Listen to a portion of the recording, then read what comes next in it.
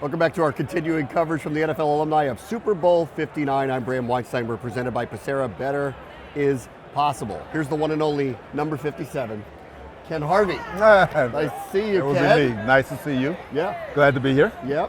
What do you make of Super Bowl week these days? I mean, it's exciting. It's I'm beyond that part of being a player, and so I try to look at it through the fans' eyes, and it's amazing, right? It's here.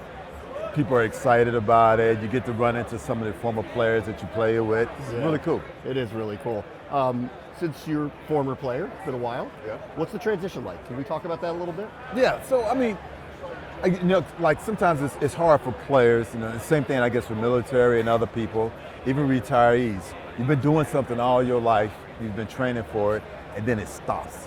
And it stops not just because you want it to stop. It stops because somehow in that mix, it feels like you're not good enough. Yeah. And you got to figure out what do you do next. Now, some people, and I think it's gotten a lot better, it's like they've had an idea of what they want to do post, or they've taken what they've had there and they've used it. But for me personally, it was a hard transition because I had played 11 years and never made it to the playoffs.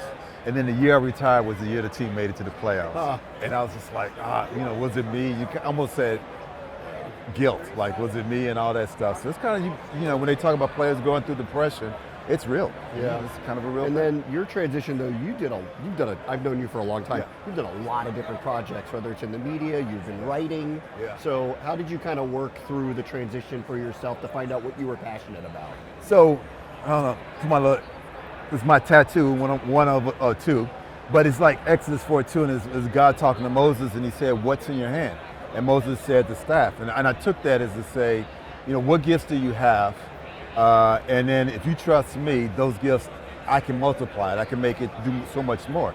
And that's the kind of thing is trying to find like what gifts you have. Writing, I enjoy writing, that's a gift, and say, okay, how can I use that gift? And then some other things that I've done is try to take those and say, how can I transfer what I've taken from football and sports and use that to push this on? That's kind of what I've been doing. Was it hard afterwards? You're good at football.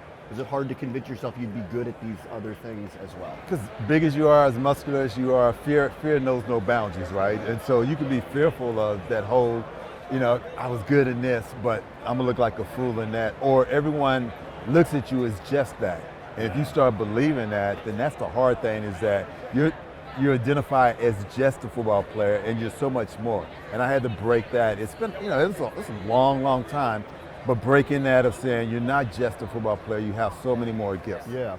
You're starting a new podcast, is that right? Yeah, thank you. I appreciate you saying it. So it's called Stepping Stones. I wrote a book about my life called Stepping Stones, but this is kind of that transition of college athletes, maybe professional, but maybe haven't had a long career, but that next step. Like, what do you do? Who are you talking to?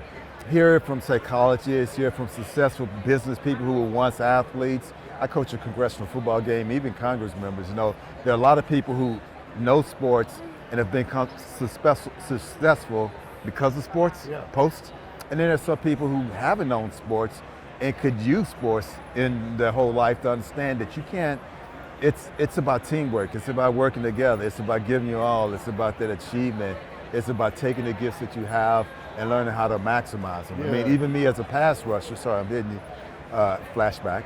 Me as a pass rusher, I wasn't the best, but what I was good at something, and I learned how to master it. Yeah. And that's kind of the thing that's fine. Yeah, and like you have stayed connected to football too. So even as life's kind of taking you in different directions, what is it about football that kind of brings you back and keeps you kind of intertwined with it?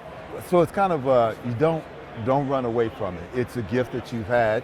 It's a part of your life, and so don't look at it as something like I don't want to ever have a part of it. Look at it as something like this was a step, as the podcast, this is a stepping stone to the next thing.